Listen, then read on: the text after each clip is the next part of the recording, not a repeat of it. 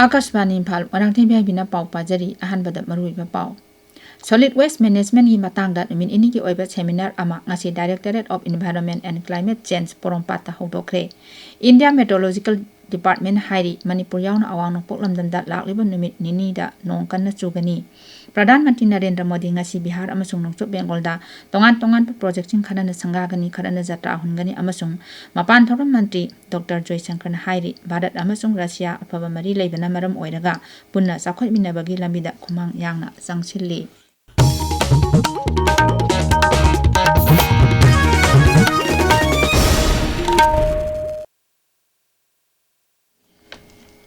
Solid Waste Management Innovative Solutions for Sustainable Future haibi hiramda numit ini seminar ama ngasi Porompata leiba Directorate of Environment and Climate Change ki main hall da hodokre.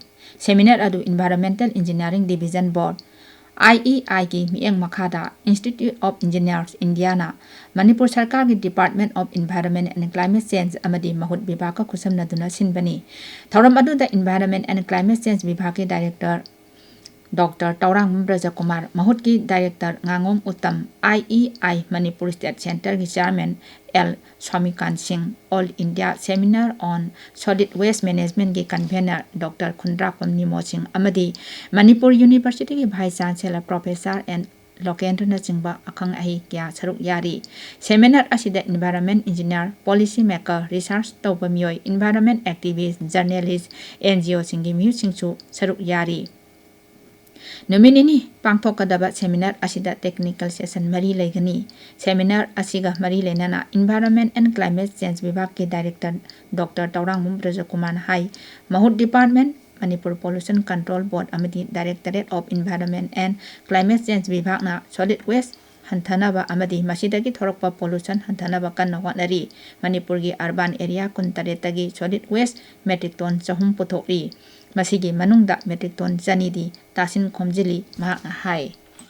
Waste management si department में खतना नतना मी में खतना सरुक में खतना तौरगा याब न तब प्रजा खुदी मक्की responsibility का लोने ना मी खुदी मन पुथरीबा माई की नोंद पुथरीबा पंगीबा मोटपा मदि महिगीबा मोटपा अरेम खक सिंग से हंदहनबगी पांदम मयम दरकार लेबा कोइ मिनिमाइज तौबीबा मद यारी मखै ताई फदन हुंजक्ते आदबा दु खतंग खै वेस्ट न पुथोकपि मसी पांदमदा इखै ngasiगी लैरिबा प्रजा सिंगसे ज्ञान तामिनेन रुंता मनपुर चैप्टर गन लेबा institute of engineering India Manipur chapter सिगा लोनेना इखै डिपार्टमेंट का महूत का पुलगा इखै सिगी 2 डे सेमिनार सिमा खै पांथोक मिनरगा करी करी तौबे याय हारिबा सिगी स्ट्रेटजी करी के लोबे याय मनपुर स्टेट ता खन लखत पे आबा करबा स्टेप अनोबा इनोवेशन में आम लखल कांदा वेस्ट मैनेजमेंट से कमदोना मिनिमाइज तौबदगे अमदि फना खै थंगदगे हाइबा खलोनसा सेमिनार जी पांथोक सबनी. National Viral Hepatitis Control Program na sinduna World Hepatitis Day ki thorongasi Imphal West Jilla gi Langol Tarungda leiba Urban Primary Health Center da pangthokri. Hepatitis Let's Break It Down haiba theme da pangthokpa hiram asida Imphal West ki Chief Medical Officer Dr. Dayapati amadi District Family Welfare Officer Yumnang Kesorjit NVICP gi District Nodal Officer Rana Kumari Sanu amadi atai official sing saruk yari. Lakadoriba Boroland Territorial Council ki General Election da United People's Party Liberal ki mirep oigadaba miyoi tara nipal ki minglak thokre. Rajniti dol asigi President oiriba Rajya Sabha ki MP Rawang Nazarina Krokazhar da leiba dol asigi Central Office da pangthokpa pau ki mifam da laukthokibani. Meghalaya Social Welfare Mantri Polling Dona Anti-Narcotic Task Force ki officer yauna miyoi nipan da lupa koti mari rongi drug phabagi damak manapi duna punging thawat kre. Ningsing bayay task force ki kangbo asina drug adu East Jaintia Hills dagi phakibani. Arunachal Pradesh ki Tourism Vibhag na International Tourism Conclave and Travel Awards lising ani kun manga phangle. New Delhi da ngarang pangthokpa thoram amada mana asi kusinakibani. Mana asi langkoibasing na hana Chatringaida mafamsingda nauna chathanba ngambagi pibani. Mana asi phanglakpada Arunachal Pradesh ki Mukhyamantri Pema Khanduna Arunachal Tourism Vibhag ko thagatpa phongdokhi. India Meteorological Department na lebak asigi mafam kyam da nong kana chugan haina phongdokre. Arunachal Pradesh, Nagaland, Manipur, Mizoram amasung Tripura da lakliba numit ini da nong kana chugani hairi. Bihar, Nongpok Thongba Rajasthan, Gangetik, West Bengal, Gujarat, Jharkhand, Odisha, Uttarakhand, Madhya Pradesh, Delhi, Haryana, amasung Jammu Kashmir na chingba mafamdasu nong kana chugani hairi. Tabiriba pawasi Akashvani Imphal dagini. Pradhan Mantri Narendra Modi ngasi Bihar amasung Nongchup Bengal da chatgadawri khongchat aduda Pradhan Mantri na Bihar gi Gaya da lupa koti lising 300 rom changadaba sakot thorangi projecting kharana changakani kharana jatra hungani Nongchup Bengal khongchat da Shri Modi na lupa koti lising 5 chani henbagi projecting kharana jatra hungani kharana changagani Kolkata gi nauna saba section singda Shri Modi na metro servicing chu lamthagani lupa koti lising 1 chani hena changadaba kilometer Tadet Dasmik Ani Sangba, Len Taruk Laikadaba, Elevated Kona Express, Way Semnabasu, Mahana Zata Hungani, Taurang Asina, Hauraga, Akoibada, Laipa Kungangi Lam Singa, Kolkataga, Nabihena, Nitina, Samna Lagani.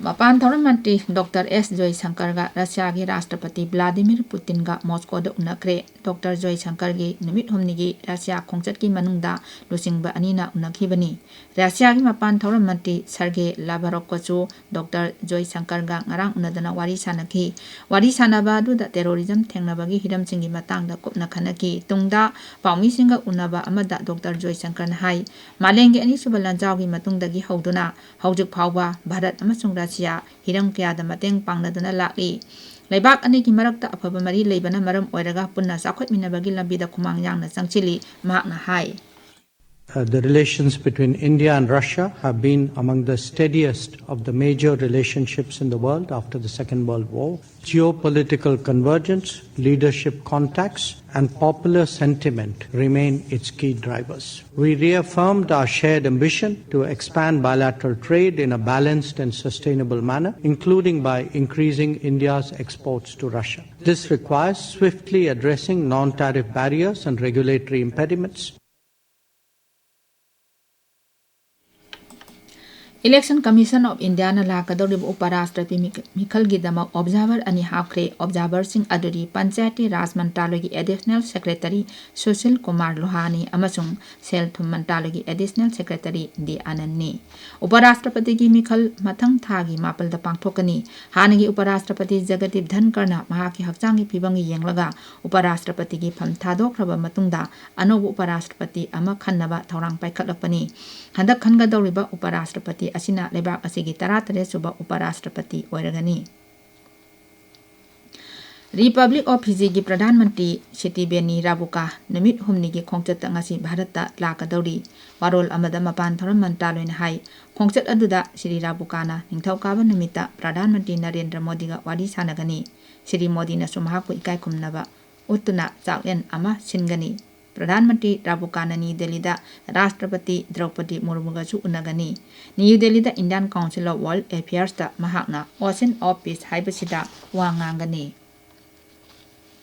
Nongchup Bengal da voter list sembada aranba thawong chatharambagidamak official manga suspend tokre makoi gi manungda West Bengal Civil Service ki officer ani yauri Election Commission na thokpa order amagi matung ina official sing adu phakibani pharba miyo singi mathakta FIR lokhatpagi wafamdi leitri Nongchup Bengal gi Chief Secretary Manoj Panthna phagatlaba miyo singi mathakta matik chaba thabak lokhalagani hairi Maharashtra gi Palghar da laiba hidak sapham amadagi nitrogen gas leak oirapada miyoi mari sire ani amana phibam luna laikanari aroibada maruiba pau amo Solid Waste Management gi matangda nimit ini gi oiba seminar ama ngasi Directorate of Environment and Climate Change Porompata hodokre India Meteorological Department hairi Manipur yauna awang nongpok lamtamda lakliba nimit nini da nong kana sugani Pradhan Mantri Narendra Modi ngasi Bihar amasung Nongchup Bengal da tongan pa projecting kharana sangagani kharana jata hungani amasung Mapan Thoran Mantri Dr. Joy Shankar na hairi Bharat amasung Russia afaba mari leibana maram oiraga punna sakhot minabagi lambida khomang yangna sangchili pauloi jare